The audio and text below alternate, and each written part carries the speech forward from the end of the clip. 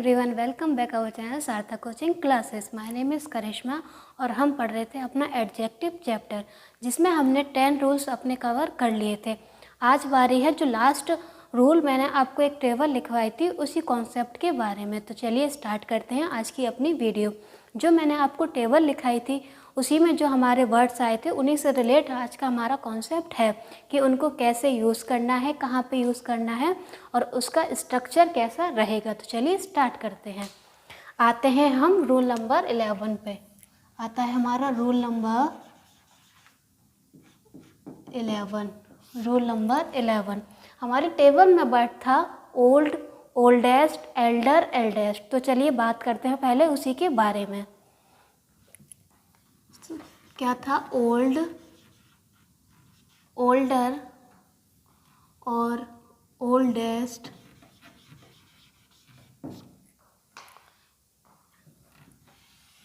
Elder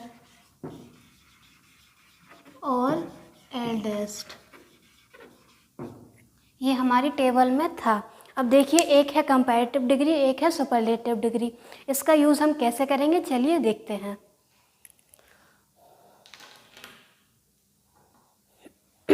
जो oldest का use है ये पर्सन,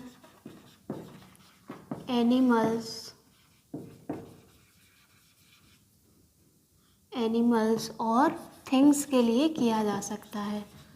और जो एल्डर और एल्डेस्ट का है उसमें हम सिर्फ पर्सन का यूज़ ही कर सकते हैं। किसका? पर्सन का यूज़ ही हम इसमें कर सकते हैं। दूसरी चीज़ देखिए, दूसरी चीज़ क्या आती है कि इसमें नो रेस्ट्रिक्शन होते हैं। नो रेस्ट्रिक्शन मतलब कोई पाबंदी नहीं होती है। और जो हमारा एल्डर और एल्डेस्ट है इसमें फैमिली मेंबर्स होने चाहिए। सेम फैमिली मेंबर्स क्या होना चाहिए? सेम फैमिली मेंबर्स मतलब ब्लड रिलेशन होना चाहिए। क्या होना चाहिए? ब्लड रिलेशन होना चाहिए। और एक चीज़ याद रखिए, ओल्डर के साथ हम देन और टू किसका यूज़ करते हैं? हम देन का यूज़ करते हैं, टू का यूज़ नहीं करते हैं। और याद रखिए, एल्डर के साथ हम देन का यूज़ नहीं करते हैं। किसका यूज़ करते हैं? टू का यूज़ करते हैं। तो मैंने क्या बोला, हम इनको कैसे देखेंगे? ओल्डर, ओल्डेस्ट, इसमें पर्सन, एनिमल्स और थिंग कुछ भी आ सकते हैं। और नो रेस्ट्रिक्शन होता है मतलब कोई पाबंदी नहीं होती है। याद रखिए, ओल्डर के साथ हम देन का यूज़ करेंगे। नेक्स्ट आता है हमारा एल्डर और एल्डेस्ट, इसमें से पर्सन आएंगे। और same family members, blood relation होना चाहिए, ब्लड रिलेशन होना चाहिए। और देखिए, इसमें एल्डर के साथ हम टू का यूज़ करेंगे, देन का यूज़ नहीं करेंगे। तो चलिए देखते हैं इसके कुछ एग्जाम्पल्स। एग्जाम्पल लिखा मैंने first, Ram is elder than Shyam. Second लिखा, Ram is older than Shyam. Third लिखा, Ram is elder to his brother Shyam. और नेक्स्ट लिखा,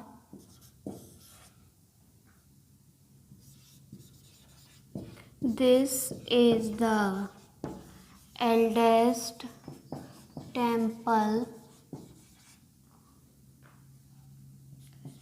इन दिस विलेज। तो ये रहे हमारे एग्जाम्पल्स। अब देखिए हम इनको कैसे यूज़ करना है।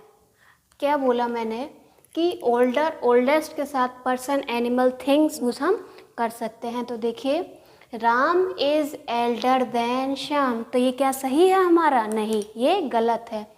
क्या है? गलत है। हम यहाँ पे पहली चीज़ तो एल्डर देन श्याम, अब यहाँ पे फैमिली मेम्बर नहीं बताया है कि वो उसका ब्रदर है, कज़न है, क्या है, इसीलिए ये गलत है। और एल्डर के साथ हम देन का यूज़ ना करके किसका यूज़ कर रहे हैं? टू का यूज़ कर रहे हैं, इसलिए ये दोनों तरीके से गलत है। नेक्स्ट देखिए Ram is older than Shyam, तो ये हमारा बिल्कुल सही है। राम क्या है? ओल्डर है, किससे? श्याम से।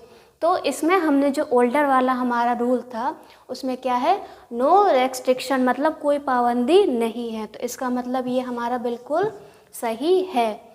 Ram is elder to his brother Shyam, तो देखिए ये वाला हमारा बिल्कुल सही है। ब्रदर बताया गया है, ब्लड रिलेशन है, तो ये हमारा बिल्कुल सही है।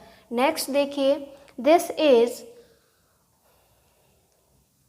नेक्स्ट क्या है? This is the eldest temple in this village.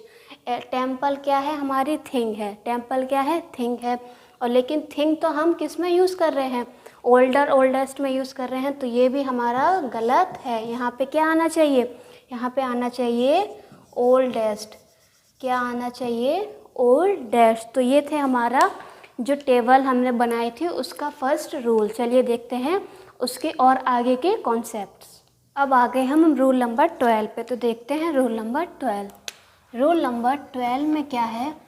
Word आता है हमारा फॉर्मर और लेटर, फर्स्ट और लास्ट। हम बात कर रहे हैं इनके बारे में, तो बात देखिए इनकी पोजीशन के बारे में हम यहाँ पे डिस्कस करेंगे। किसके बारे में? इनकी पोजीशन के बारे में, पोजीशन के बारे में। तो देखिए जो हमारा वर्ड है फॉर्मर और लेटर, फर्स्ट और लास्ट, तो इनका यूज़ सबसे पहले बात करते हैं फॉर्मर और लेटर की। इनका यूज़ हम करते हैं दो में से। किससे? दो में से।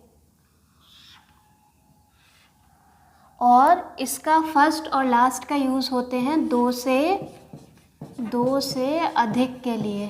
किसके लिए? दो से अधिक के लिए। देखिए फॉर्मर का मतलब होता है, फॉर्मर का मतलब होता है पहला वाला, पहला वाला, या फिर हम इसको पूर्व भी कहते हैं। क्या कहते हैं? पूर्व भी कहते हैं। और लेटर का होता है दूसरा वाला।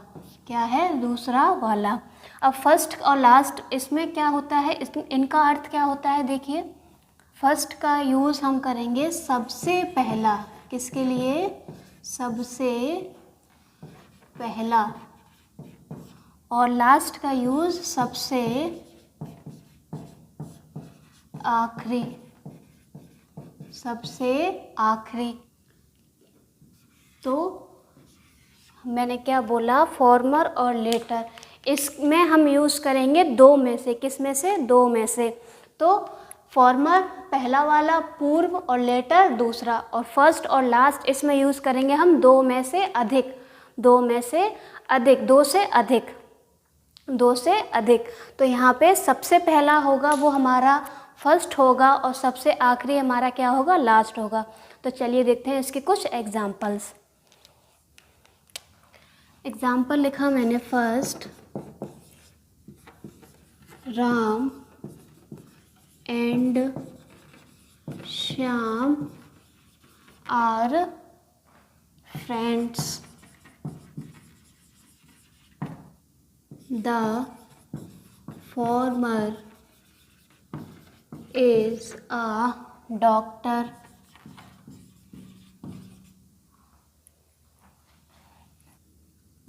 and the last is an engineer। एक और लिखते हैं, सेकंड लिखा हमने, Ram, Shyam and Ravi are friends. The former is a singer and the last is a musician. एक और लिखते हैं third, he is the former prime minister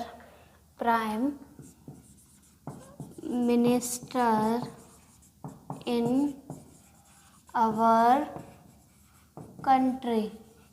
our country. तो देखिए ये रहे हमारे एग्जाम्पल्स। फर्स्ट लिखा हमने Ram and Shyam are friends. Ram and Shyam क्या हैं? फ्रेंड्स हैं। The former is a doctor and the last is an engineer. तो हमने क्या बोला, अगर चॉइस है कि दो में से अगर हम बता रहे हैं तो फर्स्ट वाले के लिए हम फॉर्मर यूज़ करेंगे और सेकंड वाले के लिए हम क्या यूज़ करेंगे? लेटर यूज़ करेंगे। तो देखिए यहाँ पे क्या गलती हुई है, यहाँ पे क्या आया है? लास्ट आया है। क्या आया है? लास्ट आया है। लास्ट तो हम दो से अधिक के लिए यूज़ कर रहे हैं, तो यहाँ पे ये लास्ट ना होकर के क्या होगा? लेटर होगा। क्या होगा? लेटर होगा। सेकंड देखिए, राम श्याम एंड रवि। अब तीन के बारे में बात हो रही है। Ram Shyam and Ravi are friends. क्या हैं? फ्रेंड्स हैं। The former is a singer.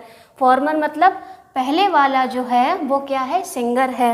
And the last is a musician, और लास्ट वाला क्या है? म्यूजिशियन है। तो हमने क्या पढ़ा इसमें कि अगर दो से अधिक के बारे में बात हो रही है, दो से अधिक के बारे में बात हो रही है, तो वहाँ पे हम फॉर्मर का यूज़ नहीं कर सकते हैं। किसका यूज़ कर सकते हैं? फॉर्मर का यूज़ नहीं कर सकते। हम यहाँ पे क्या यूज़ करेंगे? पहले वाले के लिए बात हो रही है तो यहाँ पर हम फर्स्ट का यूज़ करेंगे। किसका यूज़ करेंगे? फर्स्ट का यूज़ करेंगे। और सेकंड जो लास्ट वाला है हमारा, उसके लिए हम क्या यूज़ करेंगे? लास्ट यूज़ करेंगे। नेक्स्ट देखिए, he is the former prime minister in our country. तो मैंने आपको फॉर्मर के दो अर्थ बताए हैं, एक तो पहला वाला और पूर्व। तो इसका अर्थ क्या हुआ कि he is the former prime minister in our country. वह हमारे क्या हैं? कंट्री के पूर्व प्रधानमंत्री हैं। तो ये हमारा बिल्कुल सही है। तो उम्मीद है आपको काफ़ी अच्छे से ये वाला रूल हमारा समझ आ गया होगा कि फॉर्मर और लेटर और फर्स्ट और लास्ट का यूज़ हम कैसे करेंगे। चलिए देखते हैं अपना नेक्स्ट रूल। तो अब आ जाते हैं हम अपने नेक्स्ट रूल पे। तो चलिए देखते हैं। इसमें हमारे वर्ड आते हैं रूल नंबर 13। इसमें देखिए दो वर्ड्स हमारे आते हैं। पहले आता है लेटर और लेटेस्ट। लेटर और लेटेस्ट। और यहाँ पे एक चीज़ और मैं ऐड कर रही हूँ, फॉर मोस्ट। क्या है? For most. तो इसका यूज़ करते हैं हम पॉपुलर के लिए। किन के लिए यूज़ करते हैं? पॉपुलर के लिए। किसके लिए? पॉपुलर के लिए। और लेटर और लास्ट, इनका देखिए, इनका यूज़ होता है टाइम के सेंस में। किसके सेंस में? टाइम के सेंस में। पहले वाले का देखिए, लेटर का मतलब होता है बाद में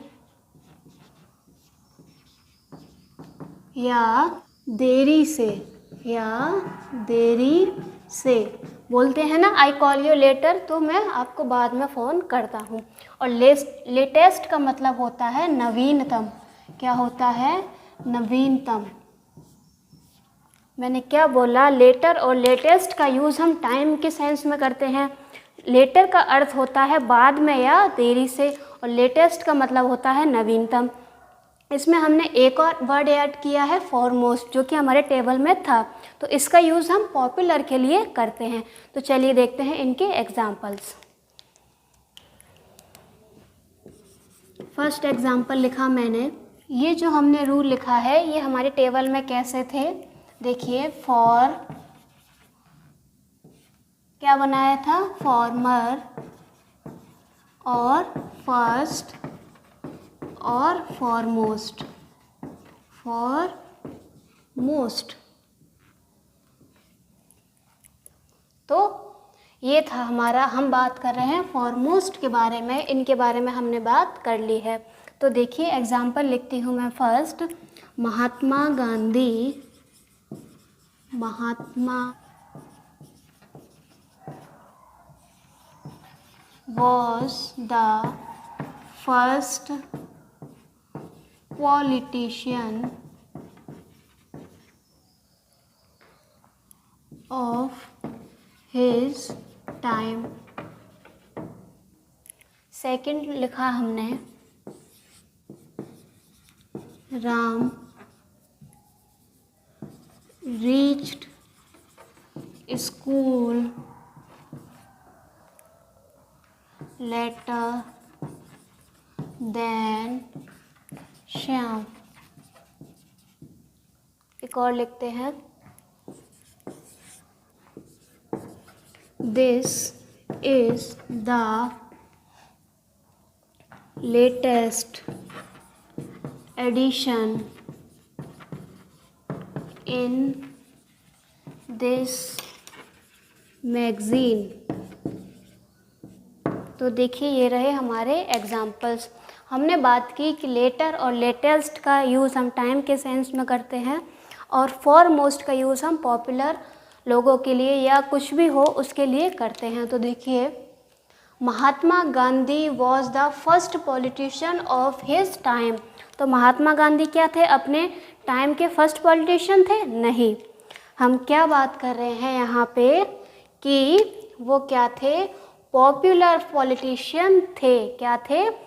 पॉपुलर पॉलिटिशियन थे। तो यहाँ पे हम फर्स्ट का यूज़ ना करके किसका यूज़ करेंगे, फॉरमोस्ट का यूज़ करेंगे। किसका यूज़ करेंगे? फॉरमोस्ट का यूज़ करेंगे। नेक्स्ट देखिए, Ram reached school later than Shyam. Ram क्या है, देरी से पहुँचा, किसके? श्याम के।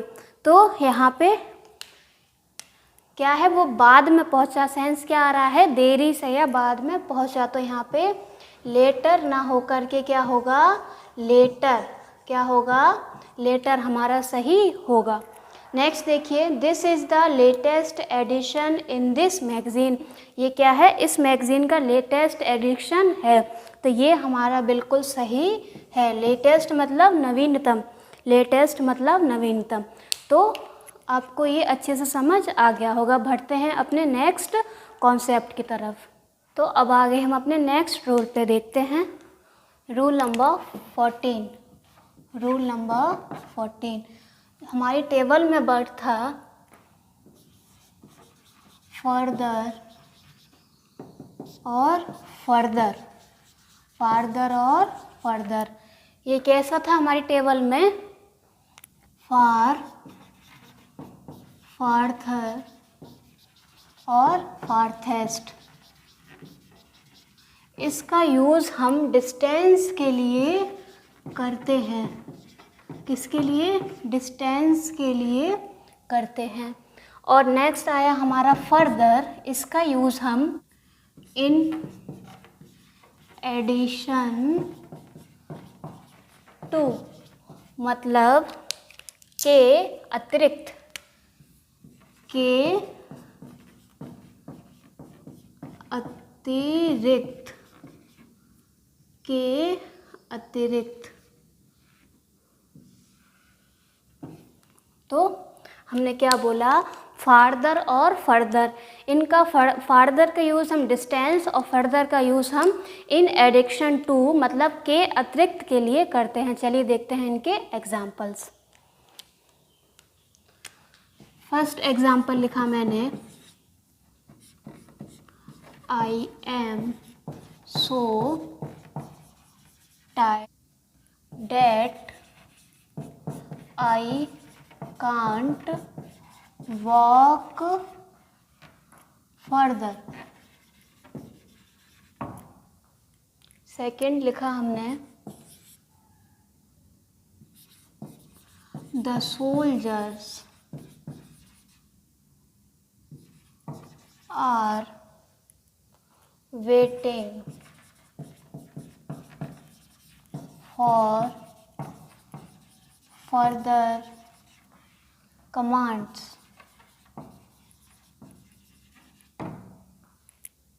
नेक्स्ट देखिए, he went abroad for his further studies। तो ये रहे हमारे एग्जाम्पल्स। देखिए हमने क्या बोला, फर्दर का यूज़ हम डिस्टेंस के लिए करते हैं और फर्दर का यूज़ हम के अतिरिक्त इन एडिक्शन टू। तो देखिए हमारा फर्स्ट एग्जाम्पल क्या है, I am so tired that I can't walk further, के मैं बहुत थका हुआ हूँ इसलिए मैं आगे नहीं चल सकता। तो किसके बारे में हो रही है बात, डिस्टेंस के बारे में हो रही है। तो यहाँ पे फर्दर ना हो करके फर्दर होगा, क्या होगा, फर्दर होगा। The soldiers are waiting for further commands. तो ये हमारा बिल्कुल सही है। नेक्स्ट देखिए, he went abroad for his further studies. क्या है कि वो अब्रॉड गया है किसकी, आगे की पढ़ाई के लिए। किसके लिए, आगे की पढ़ाई के लिए। डिस्टेंस का यहाँ पे तो कोई सेंस आ ही नहीं रहा है, तो यहाँ पे क्या होगा, फर्दर हमारा सही होगा। क्या होगा, फर्दर हमारा सही होगा। तो चलिए देखते हैं अपना नेक्स्ट रूल। तो अब आ गए हम अपने रूल नंबर 15 पे।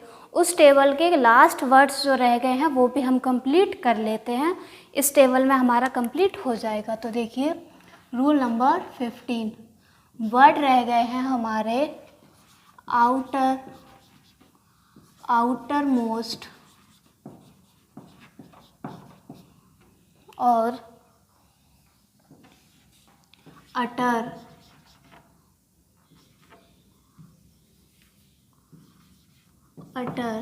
और अटमोस्ट। इनका अर्थ होता है, देखिए आउटर का मतलब होता है बाहरी। क्या होता है, बाहरी। आउटर मोस्ट का मतलब होता है सबसे बाहरी। क्या होता है, सबसे बाहरी। अटर का अर्थ होता है पूर्ण रूप से, और अटमोस्ट का अर्थ होता है उच्चतम स्तर पर। क्या होता है, उच्चतम स्तर पर। तो जो लास्ट वर्ड हमारे बचे हैं आउटर, आउटर मोस्ट, अटर और अटमोस्ट, इनका अर्थ क्या है, आउटर का बाहरी, अटर मोस्ट का सबसे बाहरी, अटर का हो गया पूर्ण रूप से और अटमोस्ट का हो गया उच्चतम स्तर पर। तो इनके एग्जाम्पल्स भी देख लेते हैं। एग्जाम्पल लिखा जैसे मैंने, first a security guard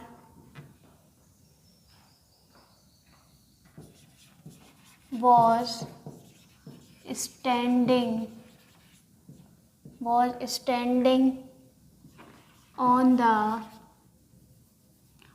standing at the utmost gate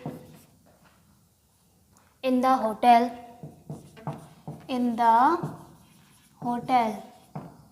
second लिखा हमने, there was an outer silence in the exam hall। Third देखिए, after winning the game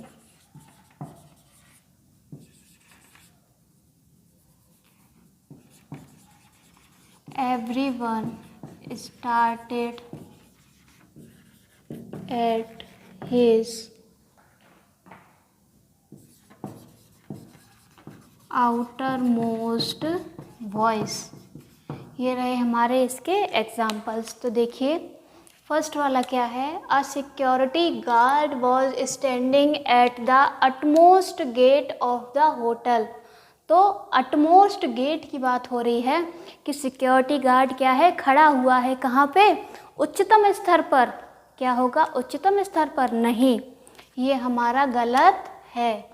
utmost यहाँ पे नहीं हो सकता है, क्या होगा यहाँ पे, आउटर मोस्ट। क्या होगा, आउटर मोस्ट। आउटर मोस्ट हमारा सही होगा, सबसे बाहरी गेट पर जो सिक्योरिटी गार्ड है वो खड़ा हुआ है। नेक्स्ट देखिए, there was an outer silence in the exam hall. Outer silence मतलब बाहरी शांति है। क्या है, यहाँ पे बाहरी शांति है एग्ज़ामिनेशन हॉल में, तो ये हमारा गलत है। क्या है, आउटर नहीं हो सकता है, यहाँ पे क्या होगा, अटर होगा। क्या होगा, अटर होगा, पूर्ण रूप से शांति है। नेक्स्ट क्या है हमारा, after winning the match everyone started at his outer most voice. कि गेम को जीतने के बाद सारे लोग क्या करने लगे, अपनी वॉइस में क्या है, आउटर मोस्ट सबसे बाहरी वॉइस करने लगे। नहीं, क्या होने लगा, उच्चतम स्तर पर चिल्लाने लगे या बोलने लगे। तो यहाँ पे क्या होगा, हमारा अटमोस्ट होगा। क्या होगा, अटमोस्ट हमारा सही होगा। तो आपको ये रूल भी काफ़ी अच्छे से समझ आ गया होगा कि आउटर मोस्ट बाहरी, सबसे बाहरी, और अटर का है पूर्ण रूप से, अटमोस्ट का है उच्चतम स्तर पर, और इनके यूज़ भी हम देख चुके हैं। चलिए बढ़ते हैं अब अपने रूल नंबर 16 के साइड। अब आ गए हम रूल नंबर 16 पे। रूल नंबर 16 में आते हैं हमारे एडजेक्टिव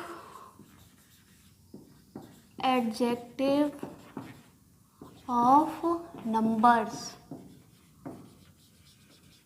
या इनको हम न्यूमेरल एडजेक्टिव भी बोलते हैं। न्यूमेरल एडजेक्टिव भी बोलते हैं। तो हमको पता है नंबर्स क्या होते हैं, डेफिनेट नंबर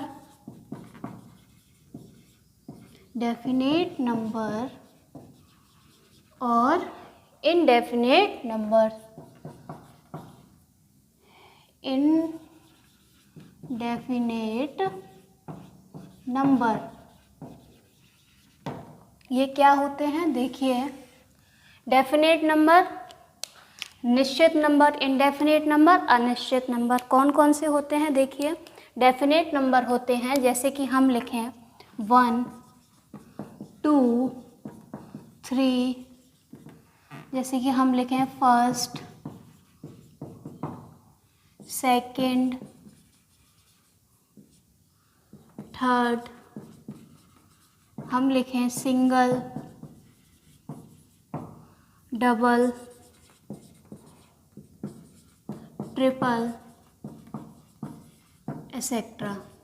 इनडेफिनेट नंबर क्या होते हैं, देखिए जैसे हम लिखें मैनी, सम, वेरियस, सेवरल, हम लिखें all, a lot of, a large number of, etc. तो ये होते हैं हमारे डेफिनेट और ये होते हैं इनडेफिनेट। अब इनसे क्वेश्चंस कैसे बनते हैं, सबसे पहले एक चीज़ नोट करिए कि इसमें नोट है कि अगर हमको सेंटेंस में दोनों ही यूज़ करने हैं, हमको डेफिनेट नंबर भी यूज़ करना है और इनडेफिनेट नंबर भी यूज़ करना है, तो वो हम कैसे यूज़ करेंगे, तो उसकी देखिए सबसे पहले सेंटेंस में जो है हम इनडेफिनेट नंबर को रखेंगे। किसको रखेंगे? इनडेफिनेट नंबर को रखेंगे। उसके बाद हम डेफिनेट नंबर को रखेंगे।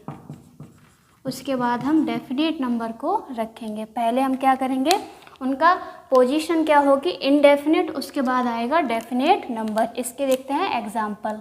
एक एग्जाम्पल देखिए इसका, मैंने लिखा many double bed rooms of the hotel are already booked. तो देखिए मैंने क्या बोला कि पहले इनडेफिनेट नंबर आएगा हमारा, उसके बाद डेफिनेट नंबर आएगा। ये क्या है, हमारा इनडेफिनेट नंबर है और ये क्या है, डेफिनेट नंबर है। तो ये हमारा बिल्कुल सही है। अब देखिए बात आती है डेफिनेट नंबर की। तो डेफिनेट नंबर जो हैं 3 टाइप्स के होते हैं। डेफिनेट नंबर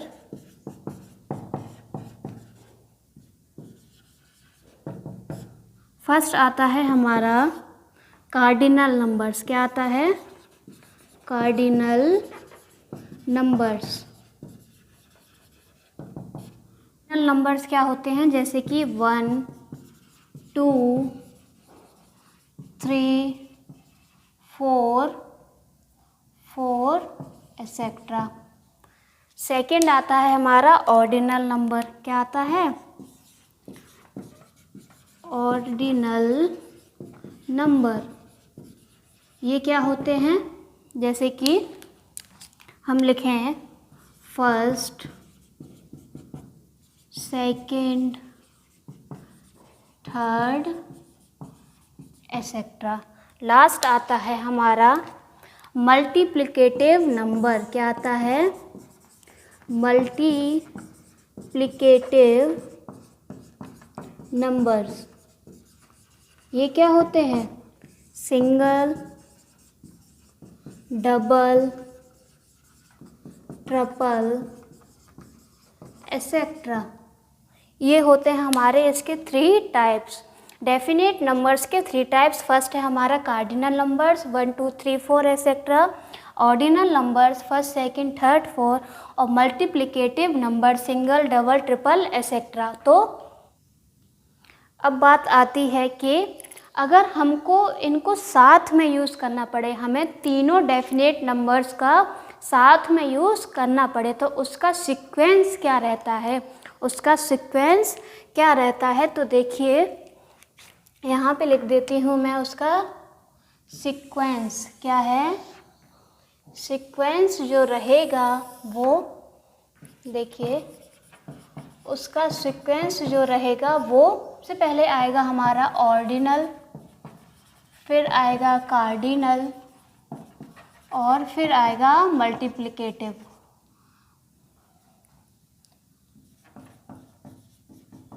इसको याद कैसे रखेंगे? देखिए बहुत ही इजी है। ओ से ऑर्डिनल्स, कार्डिनल से सी और मल्टीप्लिकेटिव से एम। तो ये आपको याद रखना है, OCM आपको याद रखना है कि इसको हम कैसे यूज़ करेंगे। तो आपको अच्छे से समझ आ गया होगा मैंने क्या बोला। Definite number, indefinite number. Definite numbers के 3 टाइप्स होते हैं, कार्डिनल, ऑर्डिनल और मल्टीप्लिकेटिव। अब बात आ जाए सेंटेंस में हमको इन तीनों ही यूज़ करने हैं, तो उनका सीक्वेंस कैसा रहेगा? उनका सीक्वेंस रहेगा ऑर्डिनल, कार्डिनल और फिर मल्टीप्लिकेटिव या फिर OCM आप याद कर लीजिए, आपको काफ़ी हेल्पफुल रहेगा। तो चलिए बढ़ते हैं अपने नेक्स्ट रूल की तरफ। अब आ जाते हैं हम अपने रूल नंबर 17 पे। तो देखते हैं रूल नंबर 17 क्या है हमारा। इसमें आता है डिग्री एंड और फिर से डिग्री। कहने का मतलब क्या है कि 2 एडजेक्टिव को एंड से जोड़ा हो। क्या हो? 2 एडजेक्टिव को एंड से जोड़ा हो तो वो जो है अपने तो वो जो है अपने एक ही डिग्री में आएंगे। अगर कंपैरेटिव डिग्री आ रही है तो दोनों कंपैरेटिव डिग्री के ही होंगे, सुपरलेटिव डिग्री है तो दोनों सुपरलेटिव डिग्री के ही होंगे। तो चलिए देखते हैं इनके एग्जाम्पल्स, जिसको देख के आपको ईजिली समझ आ जाएगा। फर्स्ट एग्जाम्पल लिखा मैंने, he is a tall and strong. Second लिखा मैंने, he is a tall and strong boy. Third लिखा,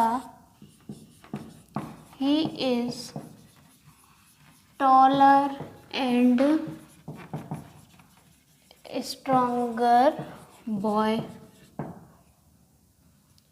फोर्थ लिखा, he is taller and stronger boy than you। Fifth लिखा हमने, he is the tallest and strongest boy. Last लिखा हमने, he is the tallest and strongest boy in the class. तो देखिए ये रहे हमारे एग्जाम्पल्स। हमने क्या बोला, दो एडजेक्टिव को एंड से जोड़ा हो तो वहाँ पर जो डिग्री रहेगी वो हमारी सेम रहेगी। देखिए एग्जाम्पल्स क्या है, ही is a tall and strong. क्या है, वो टॉल है और स्ट्रॉन्ग है। ये हमारा गलत है। क्यों गलत है? क्योंकि यहाँ पर हमको नाउन तो दिया ही नहीं हुआ है। क्या नहीं दिया हुआ है? एडजेक्टिव नाउन की विशेषता ही तो बताता है। अब जहाँ यहाँ पे नाउन ही नहीं है तो ये हमारा सेंटेंस अनकम्प्लीट है, ये हमारा गलत है। नेक्स्ट देखिए, he is a tall and strong boy, noun हमको दिया है तो ये हमारा बिल्कुल सही है। नेक्स्ट देखिए, he is taller and stronger boy, ये क्या है? हमारा कंपैरेटिव डिग्री है। अब कंपैरेटिव डिग्री में हमको ये तो बताया ही नहीं गया है कि किससे कंपैरिजन हो रहा है, तो ये भी हमारा गलत है। नेक्स्ट देखिए, he is taller and stronger boy than you, ये हमारा कंपैरिजन हो रहा है, देन का यूज़ भी हो रहा है तो ये हमारा बिल्कुल सही है। ही is the tallest and strongest boy, superlative degree का यूज़ हो रहा है यहाँ पे, लेकिन ये हमारा गलत है क्योंकि यहाँ पे हम क्या बता रहे थे, यहाँ पे हम उसकी तुलना पूरी श्रेणी से, उसकी क्लास से कर रहे थे। तो नेक्स्ट देखिए, he is the tallest and strongest boy in the class, ये हमारा बिल्कुल सही है। तो आपको एग्जाम्पल्स देख के अच्छे से समझ आ गया होगा कि इस रूल में क्या था। तो यहीं पे आज की हमारी वीडियो एंड होती है। अगर आपको किसी भी रूल में डाउट है तो आप कमेंट करके उसको क्लियर कर सकते हैं। आपको वीडियो अच्छी लगी हो तो प्लीज़ लाइक करिए, चैनल को सब्सक्राइब करिए अगर अभी तक नहीं किया हो। थैंक यू फॉर वॉचिंग सार्थक कोचिंग क्लासेस।